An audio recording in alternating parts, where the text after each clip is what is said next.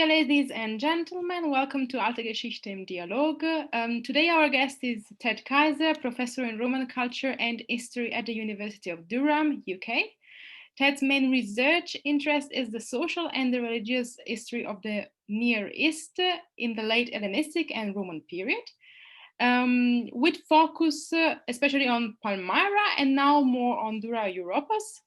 He is the editor of the Blackwell's forthcoming companion to the Hellenistic and Roman Near East, and author of the famous book, The Religious Life of Palmyra, book which inspires our today interview.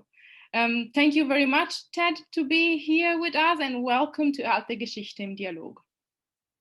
Hello, Antonietta. Thank you for having me. It's really a pleasure. And I would like to start with the first question. So Ted, like many other peoples in the ancient times, also the Palmyrans had their own religion and their own gods. What can you tell us about them?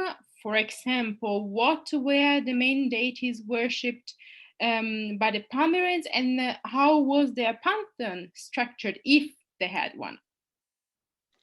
Well, thank you. Yes, the divine world of Palmyra is totally unique. It consists of a number of deities who are attested only in Palmyrene context, either in Palmyra itself or wherever in the Roman Empire you find Palmyrenes, because the Palmyrenes are not totally unique, but very explicit in carrying their own deities with them, and they do so by continuing to depict their gods in a specific art form, in their own language, with its own script. And so the Palmyrenes worshipping Palmyrene gods abroad are very recognizable as Palmyrenes doing Palmyrene things. Now, in Palmyra itself, the divine world is known through mostly through inscriptions, through sculptures, and through archaeology, the remains of temples. So there are a number of temples spread throughout the city. It is not the case that each god has its own temple. Each temple is home to a group of deities, and some deities appear in more than to what degree there was a pantheon. This is a very important question because when we think about ancient religion coming from the classical world, we think in terms of pantheons. Because we have all this mythological information. We have Homer, we have Hesiod, we have the later Roman equivalents which tell us about the nature and the character of these gods. And in Palmyra, we don't have that. We lack that. So we don't really know in a way who these gods are. All we know is, up to a point, how they're named. And I haven't given any names yet. I will. How they're named and how they are depicted. So the main god in Palmyra by far is the god Baal. It's a name which comes from the ancient Mesopotamian world, Babylonian influence, where the main god Marduk is known as Marduk Baal, the Lord. The fact that we are positive in calling him by far the most important god in Palmyra is because he occupies the main temple, the largest temple, not in the center of the ruins, but at the end, on the southeast of the ruins, at the end of the central colonnade, bordering on the oasis. But even the great temple of Baal is not occupied only by Baal, it's occupied by various gods. The temple of Baal in Palmyra, here's an image before its destruction in 2015, was the largest temple, the most monumental one. It is known under various names. It is known as the Temple of Baal. And this is an important point to make, because the way scholars and students, and indeed the wider public, refers to these temples in Palmyra as elsewhere in the Near East is quite often by shorthand, by abbreviated format, because some of the temples which we label the temple of such and such, there is no evidence that they were actually called the temple of such and such in antiquity. But in the case of the temple of Baal in Palmyra, we know that inscriptions refer to this as the temple of Baal. At least some inscriptions. Other inscriptions refer to this as the temple of the gods of the Palmyrenes. So plural, the variety. So it is the civic temple, so to speak, the temple of the Palmyrene gods, the gods of the city as such. So that is another way this temple is referred to, which implies, of course, that there is more than one god worshipped. Yeah. And the temple of Baal is even more complicated, because we have an inscription which tells us to which gods, plural, the original part of the temple, one of the little chapels inside here, the first bit that was built in 32 AD, to which gods that part of the temple was dedicated. And we assume that that was meant to be the temple before it became enlarged to be an even bigger temple. So the first part of the temple of Baal was dedicated not only to Baal, but to Baal and Yargibal and Aglibal. So here we have two other names of gods attested in Palmyra, Yargibal and Aglibal. And in contrast to Baal, you hear the element Baal rather than Baal. It is commonly accepted now by scholars that the divine name Baal, coming from, as I said, Mesopotamian influences, entered Palmyra and took over the indigenous name Baal, which also means Lord. There is no evidence for worship of Baal as such in Palmyra, but the name Baal is preserved in some of these typically Palmyrene gods, uniquely Palmyrene gods, and Yargibal and Aglibal are the main examples for that. Baal is the main god of Palmyra, but Baal is not a god that is, or not a divine name that is found only at Palmyra. There is a Baal of Apamea, there's a Baal in northern Syria, there's a Baal in Babylon, whereas Yargibal and Aglibal are attested either in Palmyra or in Palmyrene contexts abroad. So this is the main temple of Baal, the temple of the Palmyrene gods, which was dedicated to Baal and Yargibal and Aglibal in 32.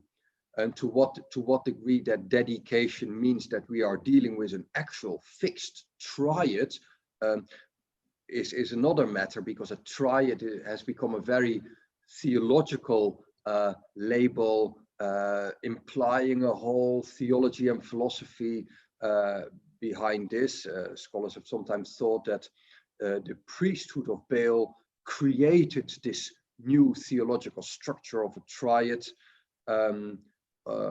Others, including myself, have drawn more attention to the role of worshippers, of the people who actually paid for this. If you build a temple and you want to build it to Baal and to other gods, well, it's your money, you can decide this. So I'm not sure there's always theology behind these groups of gods. So a triad, this scholarly notion of a group of three deities, is one way in which we find Palmyrene gods attested, but also on their own a lot, or in groups of two, or in groups of 4 or 5 or 6.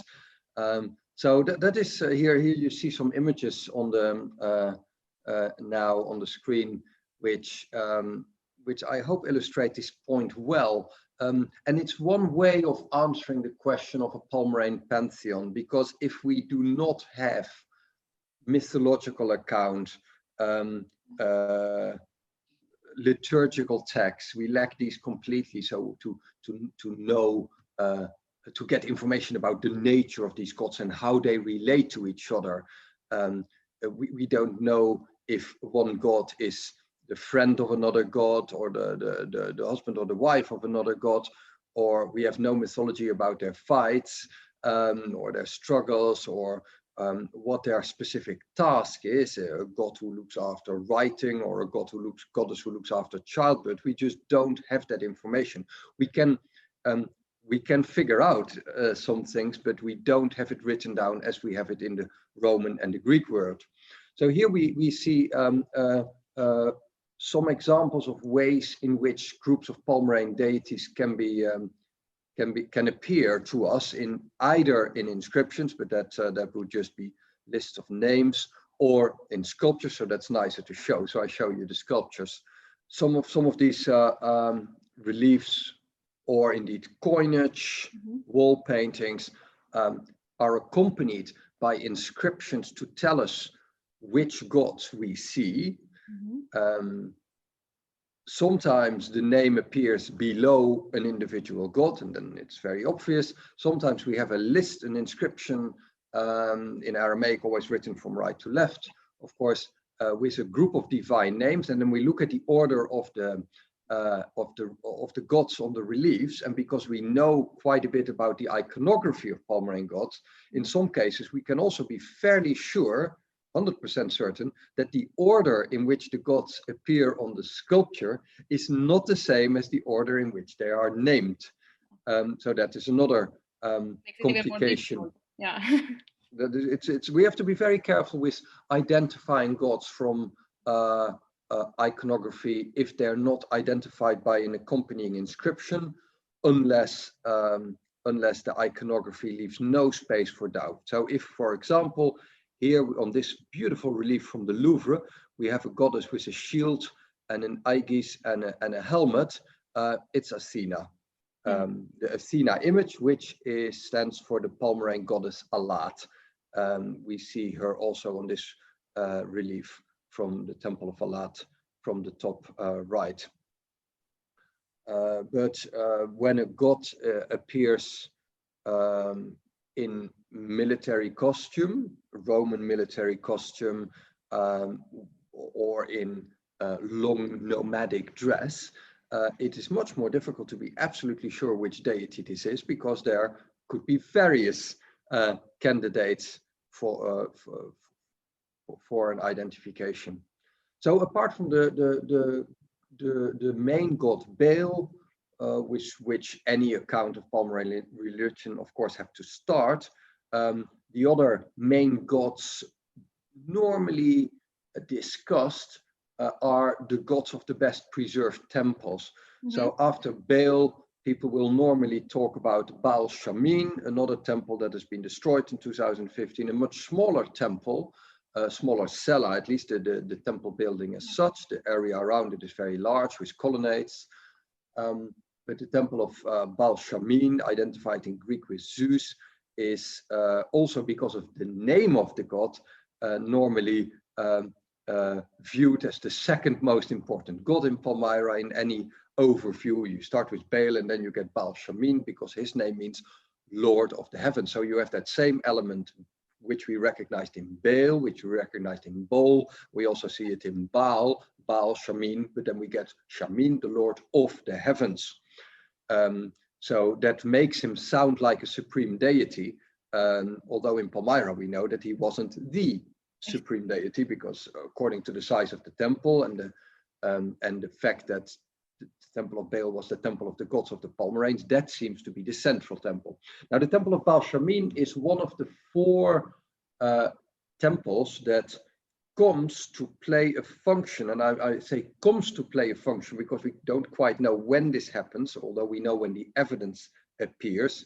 In the 2nd century AD, we have evidence for temples that played a role in a specific tribal context, but not nomadic tribal context, but civic tribe. The city as a civic entity was divided into a number of civic tribes, and indeed the way that classical Athens would have been divided into demes, and these civic tribes coexist with the traditional family tribes, sometimes having the same name, sometimes not, sharing the same centers of worship. So this is also very complicated, whether we are dealing with a with a god appearing with a civic hat on or with a familial tribal hat on. But Palmyrene is one of these gods who has a sanctuary as a god of a tribe. There were 4 official tribes in Palmyra, although we know that there were at least 14 or 17 family tribes. But in the 2nd century, there are references in inscriptions to the 4 tribes of the city, of the polis, the 4 phylae of the polis. So this sounds very classical. And Palmyrene is one of them. Artsu, identified with the Greek war god Ares, is another, partly because of the similarity of name and partly because of the similarity in iconography. The goddess known throughout the Roman world as the Syrian goddess, Dea Syria, Atargatis, is another of these 4 deities who owns a tribal sanctuary. And the 4th tribal sanctuary goes to the holy brethren, the 2 holy brothers, Aglibol and Malakbel, in the sacred garden, the sacred grove, Alsos in Greek, Eros Alsos. There is a 5th candidate here, who I just mentioned, Alat, identified with Athena, but in one of the inscriptions, she replaces Balshamin Zeus as a tribal god, which either means a change in administration or a shared role between 2 deities. Both possibilities, I guess, exist.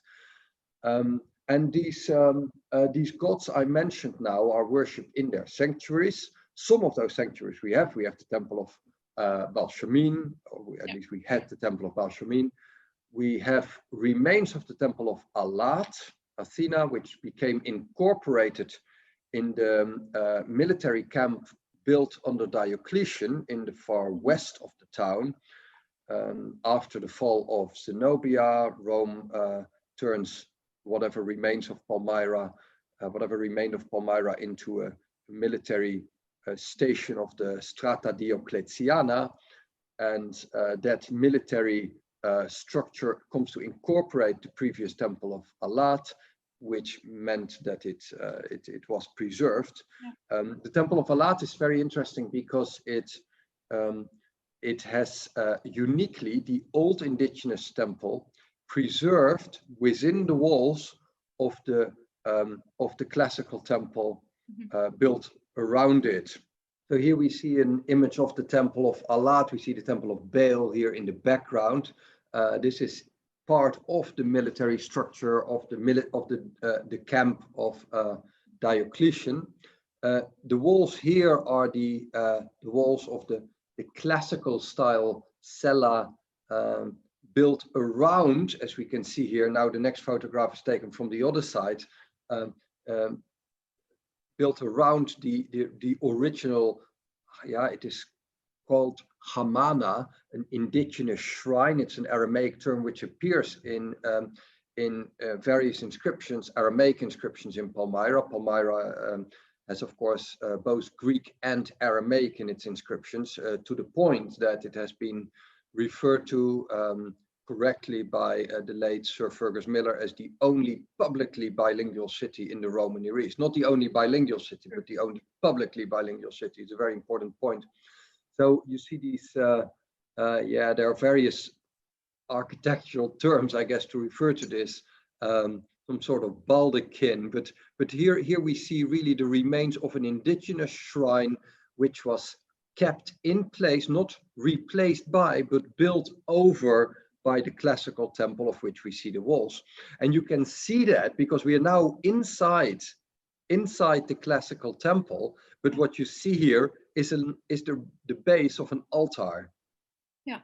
And the altars are outside the temples, not inside. So in the case of the temple of Alat, they've kept the old altar in front of the indigenous shrine when they built a classical building around it, which meant that what happened inside probably continued to take place alongside traditional modes, traditional rituals, etc.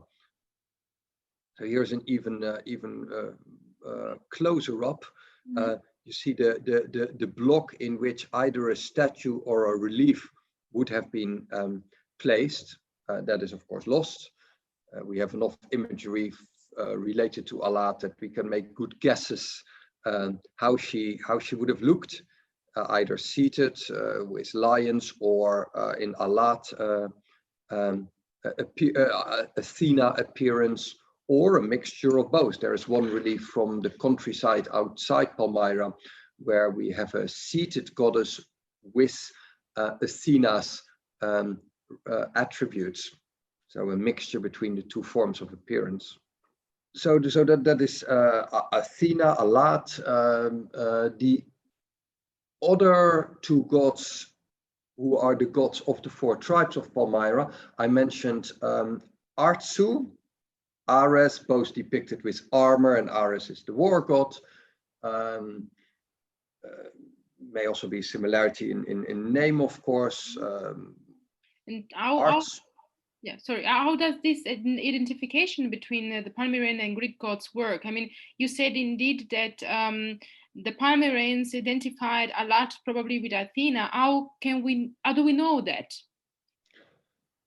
We know it because we have images of a goddess called Alat depicted in Athena style with Greek helmet, shield, aegis, even if depicted in indigenous art form, still with the classical attributes.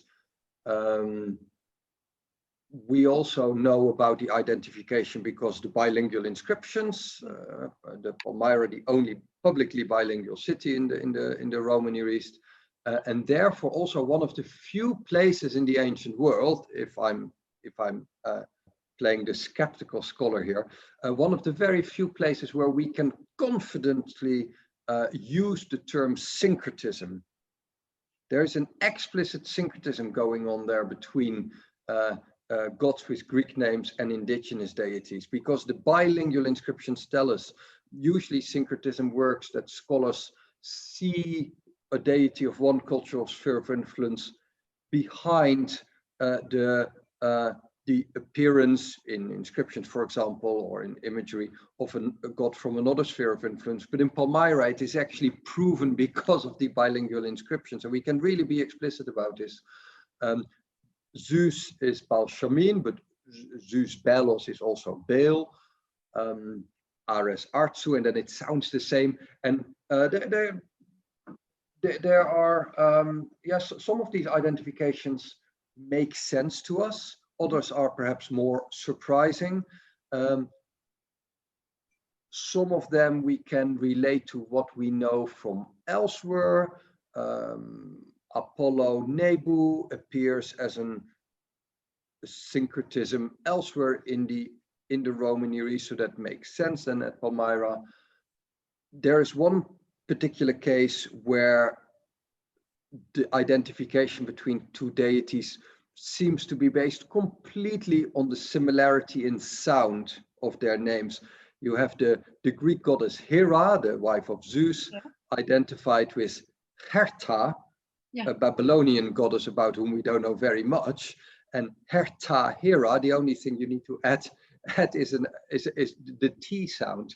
And that seems to be the case, because otherwise we have no information about iconography in that case. There are also real surprises. For example, the god Poseidon. Very surprising that the god Poseidon, the god of the sea, would appear in a city based at the desert oasis in the first place. But Poseidon was identified with El Konera, El, the creator. El is the word for God, a word for God, the creator God. So we have the divine name, who is identified as the main god of the sea in the Greek world, as a creator god in the Near East, in Palmyra. So yeah, in that case, we learn about an identification purely through inscriptions, which we would never have guessed otherwise. Yeah. The temple of Artsu, Ares is identified outside the walls of Diocletian, and the walls of Diocletian have basically decided which parts of ancient Palmyra are preserved or not. The Temple of Artu was part of the center of old Palmyra, but not after Diocletian built his wall. So it is not preserved, but we have the foundations of the temple. We have an altar, and we have a number of tesserae. A tessera is a small token, really the size of a coin, a small coin, clay or metal, usually clay, which with imagery and hardly legible inscriptions written on it, which are believed to have been used as entrance tickets for religious dining. I can talk a little bit later about the rituals. So religious dining is one of the main things. So the Temple of Artu is identified, but then we still have two other temples of these, the temples of the four tribes of the city. So we have Palmyrene/Athena, we have Artu, we have the sacred garden of Aglibol and Malagbel, and we don't have that. Some scholars have been searching for it. Archaeologists have searched for the sacred garden. I'm a bit skeptical here. I'm not sure that we will ever be able to find it, because it was named the Sacred Garden. It may be, and we really don't know, it may be that it was just a way to refer to a sacred spot within the oasis. Absolutely no idea. We have a depiction of it which shows a column and an altar, but that could be anywhere. So I'm very skeptical that we would ever find the sacred garden. It may very well not have been a temple as such. And then the fourth of these deities, Atargatis, has not been found. So there is evidence for important temples of which we have nothing left, but we know that they were important places of worship, either real temples or places of worship. And we do have some important, or at least important looking temples, which did not play that important part in the city's religious structures. So the temple remains closest to the Temple of Baal are those of what is commonly called by scholars the Temple of Nebu. And I'm very careful how I formulate this, because there is no inscription from Palmyra which refers to the Temple of Nebu. Nebu is one of the divine names attested in these ruins, but so are others. He may very well be one of the main, probably the main god in that temple, but whether the temple was known as the Temple of Nebu, which we would then assume to be identified with Apollo, again is speculation. So just before it became impossible for archaeologists to work at Palmyra at the beginning of the Civil War, a new temple was discovered at Palmyra by the Polish team led by Professor Michał Gawlikowski, who had excavated at Palmyra for over 45 years. Thanks to a wonderful bit of research, really. There is one temple known as the Temple of Rabba Sairi, which is known only from a bizarre mention in the tax law, the Tarif. And you see the picture of the tax law here. The tax law, if you want to see it now, you will have to go to St. Petersburg, to the Hermitage.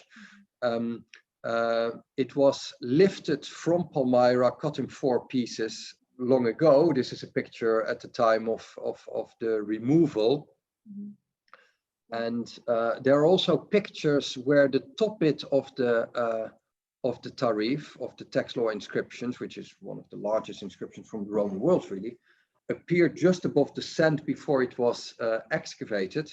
And with the help of those images and this picture, which shows the ground level, the Polish team, Gawlikowski, were able to locate the place of the original tax law. And because the tax law says it records a decree of the city council, which orders this new tax law to be set up, to be erected opposite the shrine of Rabba Sairi. So once the Polish team had identified thanks to the photos and unpublished material in the archives in St. Petersburg. Once they knew precisely where the tax law had been set, they just turned around and went to dig opposite, because that's what the tax law said. So they did find a new temple there, just a little indigenous shrine, like another Hamana, like the little shrine inside the classical temple of Alat, Athena. But this may for a long while be the last new temple. So as we know, Palmyra was a trading center, one of the most important trading center of the ancient times. Its acme was reached around the first, 3rd century, or better, first, 2nd century after Christ. And we know that being a trading center, Palmyra was characterized by caravans. Caravans were, of course, merchants which were moving from one city to another, having their focus in Palmyra, but not only, and transporting goods using camels, which were typical animals of the desert, so of this oasis. But not only, of course. We know also about, we have some statues, or anyway, some representations also of course, horses, for example. Since we have this merchant soul of the Palmyrenes, which is really evident, I would like to ask you, of course, we don't have to take only in account the worship of gods in Palmyra, but I'm quite sure that there were places of worships also outside Palmyra in the territory which was connected to the city. Am I right? Yeah, yes, absolutely. Thank you. You raised two very important points: A, Palmyra's nature as a caravan city, and B, Palmyra as a center of a territory. It's an oasis in the Syrian steppe. It's not a sand desert, and the area around Palmyra used to contain villages, especially to the northwest of Palmyra, the area now referred to as the Palmyrene, a number of hamlets, villages with archaeological remains, partly of temples, and the question is, to what degree did that part of the world serve also to feed Palmyra? Was there any horticulture? Was agriculture, even in dry conditions, can still appear when correctly done, of course. Schlumberger, who single-handedly explored this material in the 40s and 50s of the 20th century, postulated that the Palmyrene was also used for the breeding of horses. Palmyrenes used both horses and camels, and this is reflected in the divine world. And I'm glad you bring this up, because the gods worshipped in this part of the Palmyrene territory are usually grouped as part of Palmyrene religion, but are slightly different, at least the details are certainly different, from what we encounter in the city of Palmyra itself. So what is particularly popular in this area, the Palmyrene, is either a single riding god or a set of two riding gods, either on horseback or on camel, or both. Even a god who is normally strongly associated with camels, like Artsu, is occasionally depicted on a horse. So there's no hard and fast rule that God A must be on a horse, God B must be on a camel. There's some flexibility there. I can show you some imagery there. So here we have a typical relief of riding gods from the Palmyrene area, with a worshipper in the middle, dropping grains, incense grains, over a little incense altar. I can talk about that later on as well. But we have here riding gods, one on a horse, one on a camel, it seems. Here again, a worshipper, this time on the right, with a god on a camel, and then another one on a horse, although only the head of the horse is preserved. And there are many of these often quite small reliefs, sometimes normal size reliefs, which show riding gods with names that are not often found in the city of Palmyra itself. One of the most popular deities, but certainly not the only one in the Palmyrene territory, is called Abgal, who sometimes is associated with the gods known from the city, others sometimes on his own, sometimes with divine names that are really only attested in this part of the territory outside the city. There is one damaged Greek inscription on one of these reliefs of a riding god, which strongly suggests that, at least in that case, not necessarily in all cases, of course, a set of riding gods, a set of rider gods was identified with the Dioscuri, because we have the final name of the final part of the name Castor in a Greek inscription. It's one of the very few occasions that Greek is attested in the Palmyrene territory. In Palmyra itself, it's Greek and Aramaic. In the territory, it's nearly only Aramaic, but there's this little evidence, a Greek inscription saying Tor from Castor on a rider relief, classical Dioscuri. You've shown now, you've talked already about some altars, and you've shown in one of the last images a small altar with this offer of incense. So what comes to my mind is, what did the religious everyday life of the Palmyrans consist of? Which were the most used cults, for example? What did they do to worship their gods? Thank you. Well, they seem to have burned a lot of incense, exactly. and they dedicated a lot of altars. Yeah. Again, we have no literary texts to tell us what the Palmyrenes did. We have no liturgical text to explain what went on in a temple. So we're really based here on the material we have. You mentioned the incense altar. And the incense altar is the most common depiction of a religious act, I would think.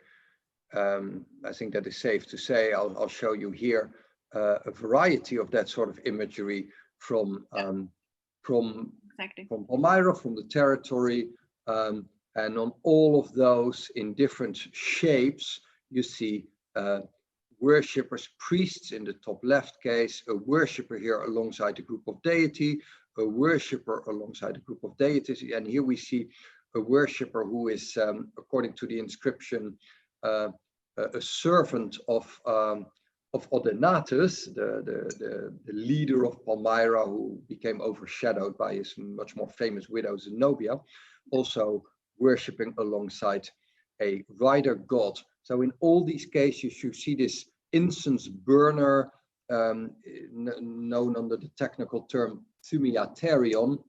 Mm-hmm. And this is so commonplace in this sort of imagery that I think I wrote in the book, The Religious Life of Palmyra, that to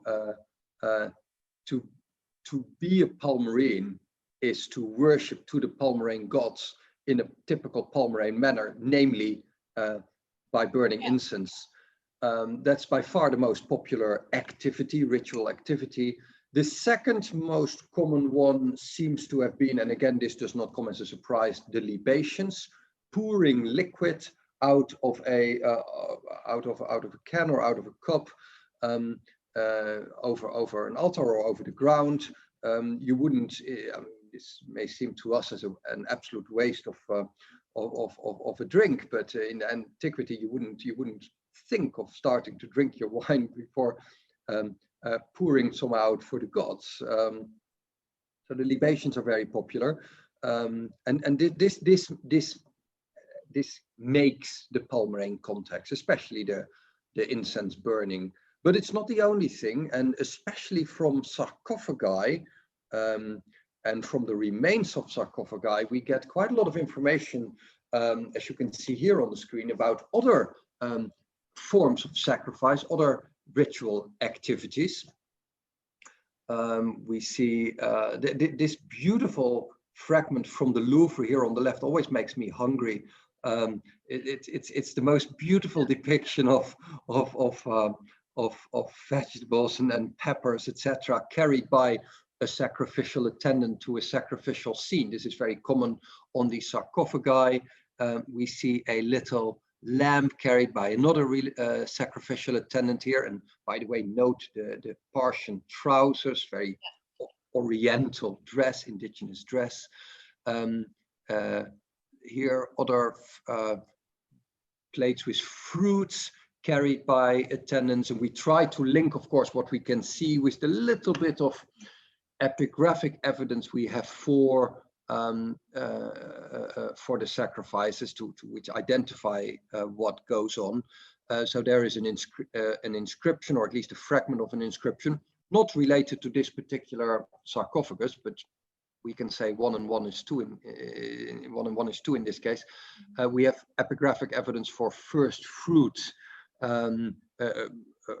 first fruit sacrifice, of course, and also known in other places of the ancient world. And then if you see these Palmyrenes carrying fruits, that must be one of these first fruit sacrifices. We also have some evidence and different sorts of evidence for the sacrifice of larger animals, both on reliefs. We see a sacrificial attendant here carrying a little cow or a little bull, and another bull there. But this is linked, of course, with the ramp, which leads into the large temenos area, the surrounding sacred area around the actual smaller cella building of the Temple of Baal. So we are now within the large sacred area of the Temple of Baal, and the temple stands to the side there, the actual temple building. And what you can see here is a ramp from, it's the same ramp looking from in different directions. And also these are photos which I took at different visits at different times of the year, because you can see that the bottom picture is a lot greener. I think this was taken in March of a given year, and the other one was in September after everything had become much drier. But it's the same ramp used to bring larger cattle into the temple area where it would be sacrificed on top of a great altar. So this variety of material shows different forms of sacrifices, and this was going on in the temples. Then there is the worship of the gods, of the divine statues. We have some evidence for the way the cult statues could be decorated, could be washed. I'm thinking of inscriptions from Dura Europos, Palmyra's nearest neighbor, who is a large community of Palmyrene expatriates based there on the Euphrates, 200 kilometers to the east of Palmyra. But there's one of the many temples used by Palmyrenes has a graffito written on the temple walls, which serves as an aide de memoire, a memory aid to the priests, which part of the decoration go on which statue of which Palmyrene god. So these statues were treated, we assume also back home in Palmyra. Sacrifice may have taken place in front of the statue. The god may have been put on a ritual bed to be fed. Worshippers may have eaten in front of the divine statue. And then there is the main thing, of course, what Palmyra is perhaps most famous for, the ritual banqueting, which is attested by these Tesserae I mentioned already. So the Tesserae are unique for Palmyra. These little clay tablets believed to have served as entrance tickets for religious dining. That is the scholarly explanation, which is widely assumed but not a fact. but they can't have been much else. The majority of them have been found in the drains next to the altar area and the banqueting room outside the Temple of Baal. Some others have been found in other places throughout Palmyra. And here are just some images which really show this variety of what we find on the Tesserae, and they're really the size of a small coin, so very small. You can see that there are some inscriptions occasionally. Obviously, there's no space for long text, but there's some names of gods, of worshippers, ritual terminology, not all of it easily translatable.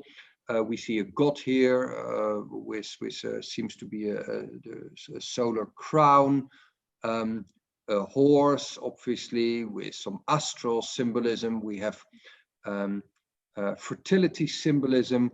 We have a reclining image on the bed, probably a reclining priest in this case, showing the performance, the activities at a banquet, for example.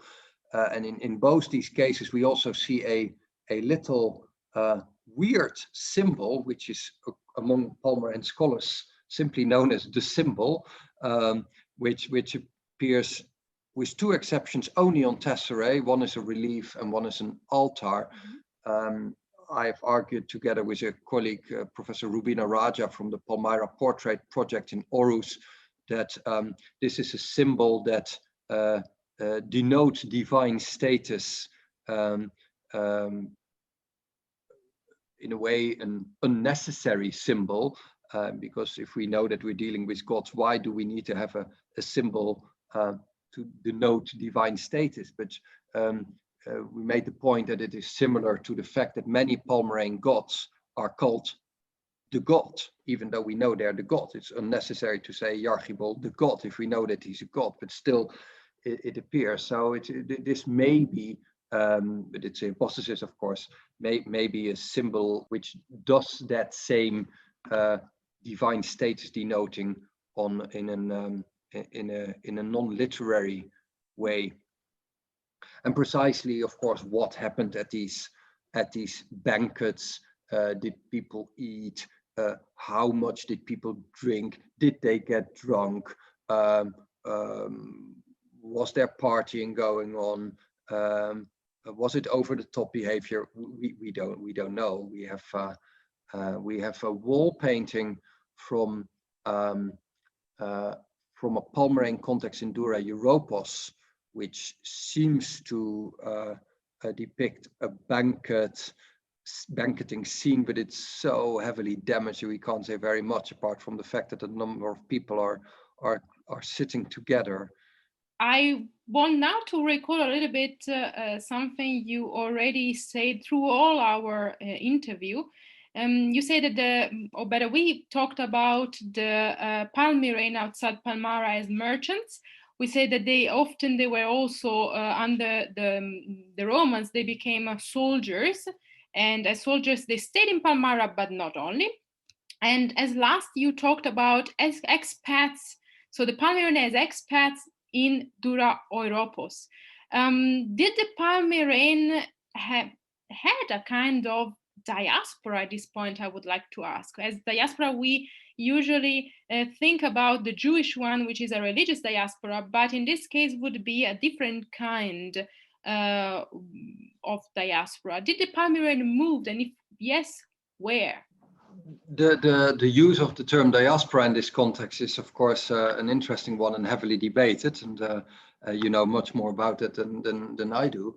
The Palmyrenes certainly carry their gods with them when they move elsewhere, either temporarily or permanently. Of course, we don't know whether that evidence we find from Palmyrenes outside Palmyra is related to Palmyrenes who happen to be there for a year, who happen to be there for their whole life, who were first or second or third generation. We don't know. Yeah, but what we do know is that in Palmyrene context outside Palmyra, we find Palmyrene patterns of worship, or at least patterns of worship also known in some way from Palmyra itself.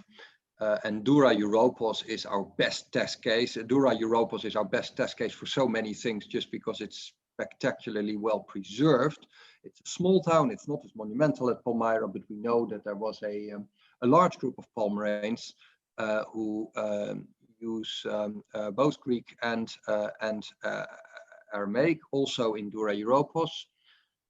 There are Palmyrenes who we assume were merchants, possibly not related to the long distance caravan trade, but to local trade between Palmyra and Dura.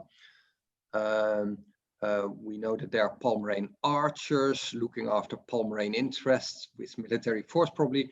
And then later in the Roman Empire, in the Roman period, Dura, I should say, once Dura Europos has become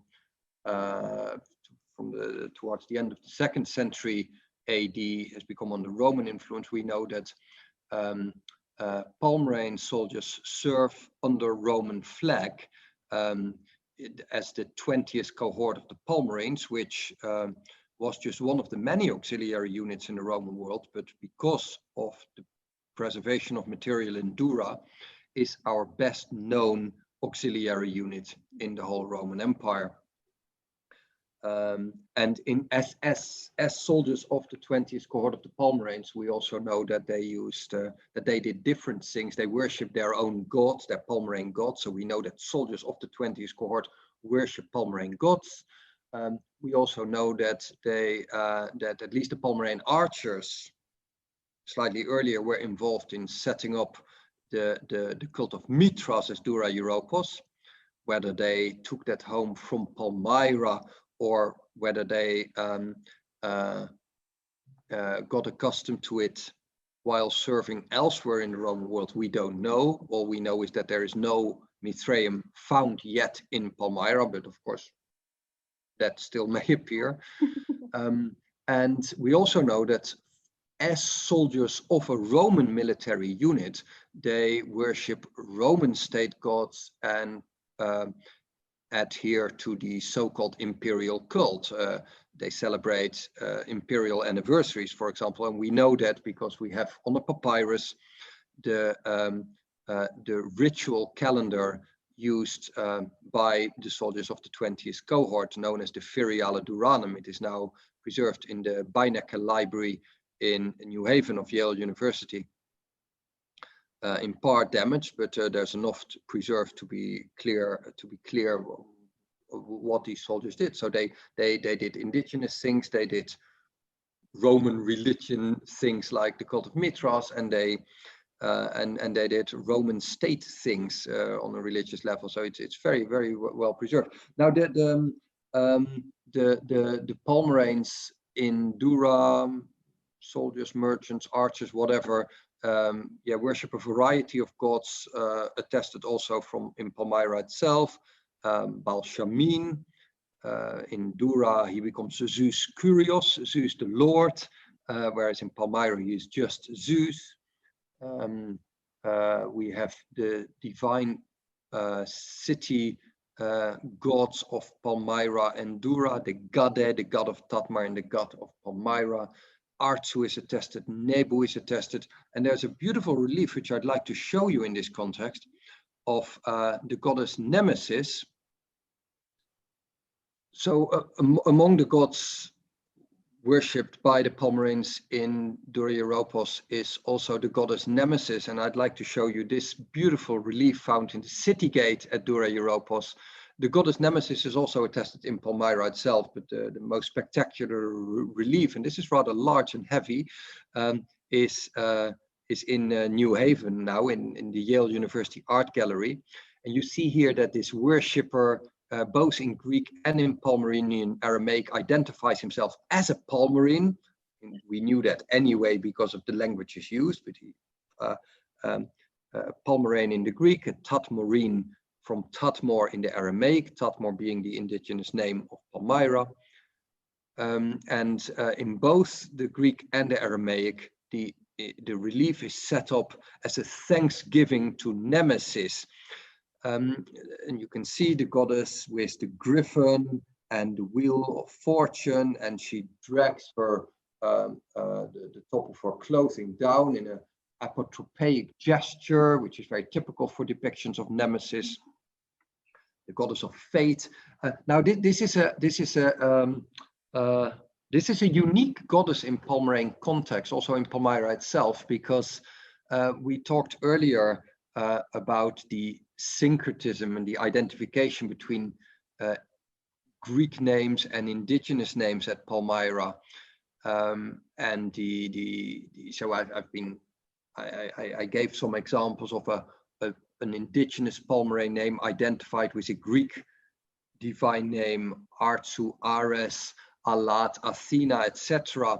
In the case, what I didn't say early on, in the case of the most typical Palmyrene gods, Yargibol and Aglibol, and also Malak Baal, these are gods which are only known from Palmyrene contexts, but when their name is written in Greek, either in Palmyra itself or outside Palmyra, it is just a Greek version of the indigenous name. So Aglibol becomes Agalaibolos, Malak Baal becomes Malachbelos, and Yargibol becomes Yarhaibolos.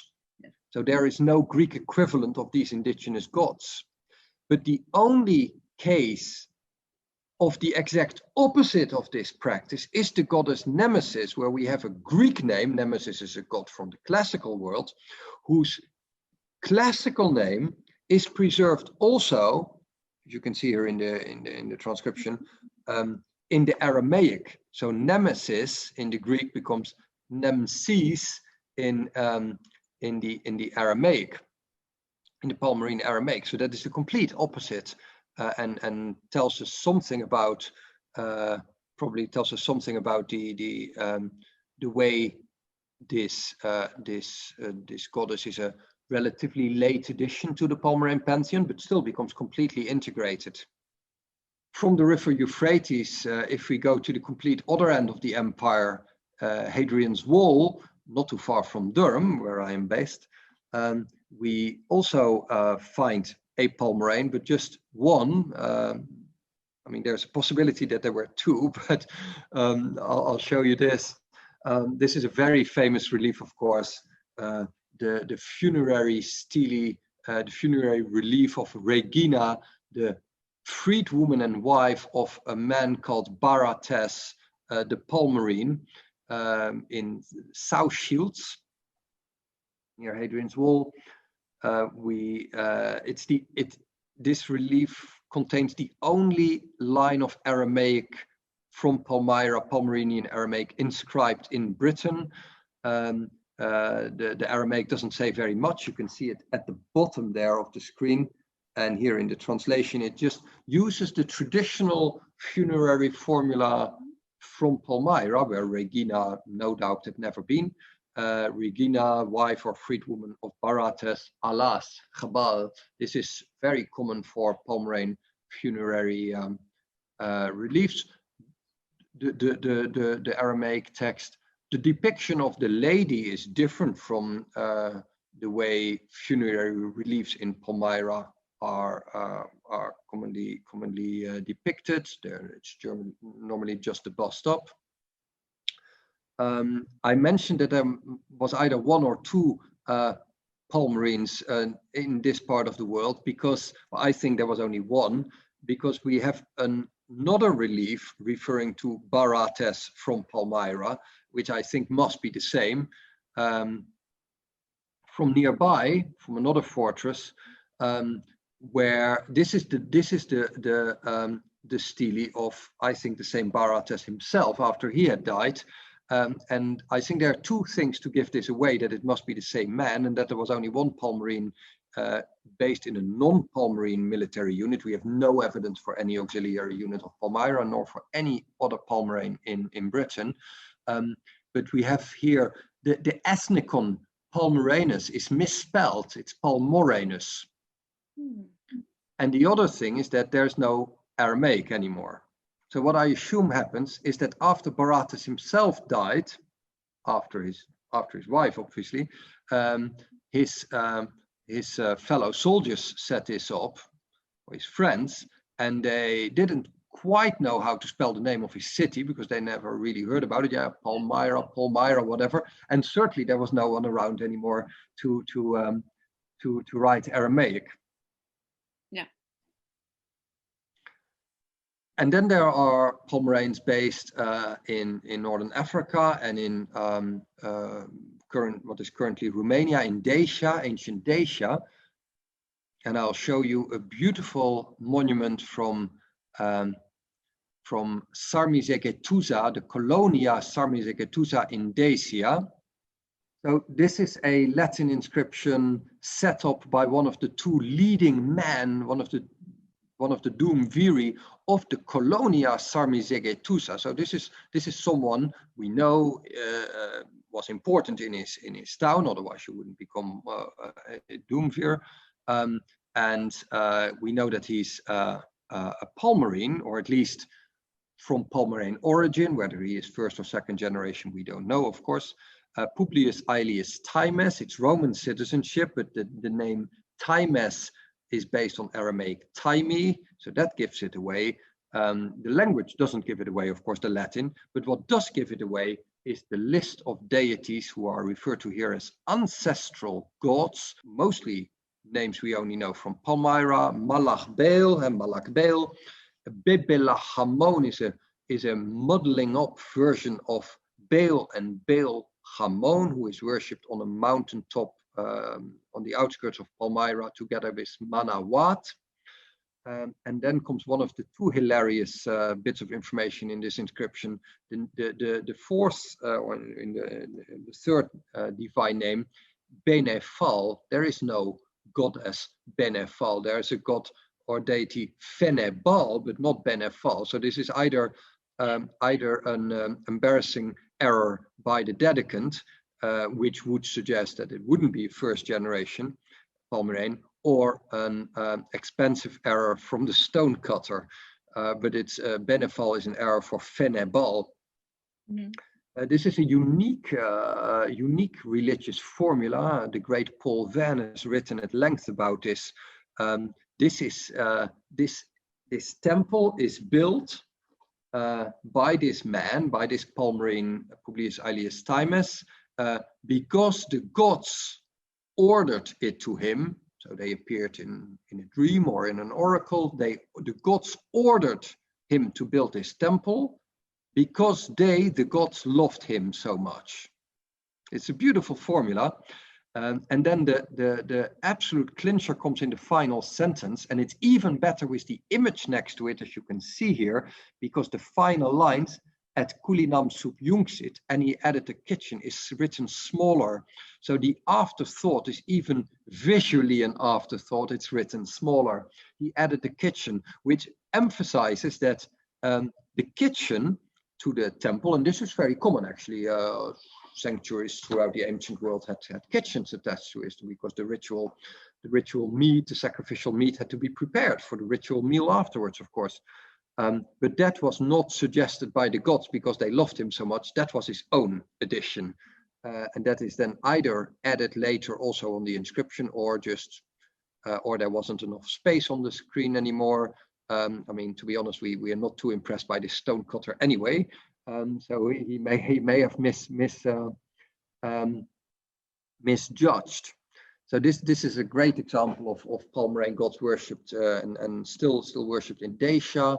The Palmyrene soldiers who were based in Dacia worship both Malach Baal and Yargibal, and use Aramaic also in funerary contexts. And then the final place I would briefly like to raise here is Rome, of course. So we end with Rome. All roads lead to Rome. So here we are in Rome with one of the most famous altars, certainly for the study of Palmyra, and this is well known in the study of antiquity in general. It's an altar which uniquely, or almost uniquely, has depictions on four sides. I show you two slides here. On what is considered by scholars the main side, you see a sun deity, a solar deity with solar crown, who is identified in a Latin inscription as the invincible sun. and there is a dedication by someone with a non-Palmyrene name. If we just had the sun god imagery, we would never ever have guessed that this had anything to do with Palmyra. But that same name appears in the Palmyrene Aramaic inscription on the side, with a god who, according to Palmyrene iconography, would be identified as Malak Baal. And we also have the inscription dedicating this in Aramaic, but it's less monumental as an inscription. It's not as nicely done as the Latin here. It's a dedication to Malak Baal and the gods of Palmyra by the same man who is mentioned in the Latin inscription, together with the Palmyrenes. So that then opens up the possibility that this man was also a Palmyrene, or at least has very strong connections. So in Rome, there were obviously, the Palmyrenes were obviously merchants and not soldiers. They had a sanctuary in Trastevere, the area across the Tiber, where there is archaeological and epigraphic evidence also for other Syrian deities, non-Palmyrene deities from Syria. It's the migrant area basically across the Tiber. And even though we don't have the remains of the temple of the Palmyrenes, we have plenty of epigraphic and sculptural evidence for their deities. So this is a good example to end with, and to show that spread of Palmyrene religious culture throughout the empire. So Ted, you have shown us here different inscriptions and different on different materials. We have talked about the tokens, so the Tesserae of Palmyra. We have seen some pure inscription, some dedications, and so on. So there is a lot of material about Palmyra, a lot of primary sources, but maybe not enough. As you already said, we don't have a mythology, we don't have literature. Which are the problems at the end that an historian who wants to talk about Palmyra, or an archaeologist also, has to face? Yeah, thank you. Well, there never is enough material, is there? Where we are lucky with what we have. And the Palmyrene, I would say that the local divine world of Palmyra is probably the best known local divine world in the Roman Near East. Yeah. But we have severe limitations, as elsewhere in the Near East, with what we can and cannot say. As you mentioned, we have no mythology, we have no liturgical text, we have no literary accounts to comment on the temples, to comment on the deities. Palmyra appears a few times in literary sources, in classical sources, but it's a sentence here and there, and usually it's either wrong or useless information. And Palmyra only becomes a subject of classical sources in the time of Odenates and Zenobia. But the literary texts don't comment on the gods, on the language, on the art form, on nothing, as if it doesn't exist. So yeah, we are limited. We can talk, we can discuss, and we should discuss what we see. In the end, we are faced with obstructions when we try and discuss the relations between these gods. What precisely happens? What did it mean to people? We don't know, of course. Mm-hmm. We have no information about personal religious feelings. What some scholars have made a big theory about rivalry between Baal and Baal-Shamin, simply on the grounds that they're both called Lord, and that there must have been a rivalry. I'm not sure that there was, to be honest. We don't have to approach ancient religion with expectations of the same logic and consistency as we have as we have in our modern world. It's clearly Baal and Baal-Shamin came from different cultural spheres of influence. Baal-Shamin from the Northwest Semitic world, Alat, whose name means the goddess, from the Arab world, Baal from Mesopotamia. We have a Nemesis from the Greek world, the goddess of fate, very important as well. Yeah, we can comment on that, and we try and discuss and analyze that material, but we can't in the end do for Palmyra what we can do for religion in the age of Homer. Yeah, for sure. But maybe that's what makes Palmyra so interesting, the fact that we have a room for imagination, I would say. I mean, for research, of course, not imagination. Let's say in a more specific sense, and scholars can still research about Palmyra and can still show something new, I would say. Yeah, so I can only... Yeah, sorry. I would think that Palmyrene research continues and makes steps forward, and there are many people now in many parts of the world working on Palmyrene culture, on the various important projects. I already mentioned the Palmyra Portrait Project of Aarhus University of Rubina Raja. Jeremy Hutton at Wisconsin has the Wisconsin Palmyrene Aramaic Inscriptions Project, in which he, with new technology, gets improved readings of inscriptions, which has fascinating results as well. A lot of material is now put in databases, inscriptions, other sculptures. So there's a lot going on in the field of Palmyrene study, and still a lot to be done. Yeah. Yeah, and I think as long as we know our limitations, what we can do. Of course, that always, I would say. I can only then, Ted, thank you very, very much, because you have shown to us this how complex the religion of the Palmyrene was, and how, but also how fascinating it was. So I can only really thank you to have been our guest. It's been a great pleasure. Thank you.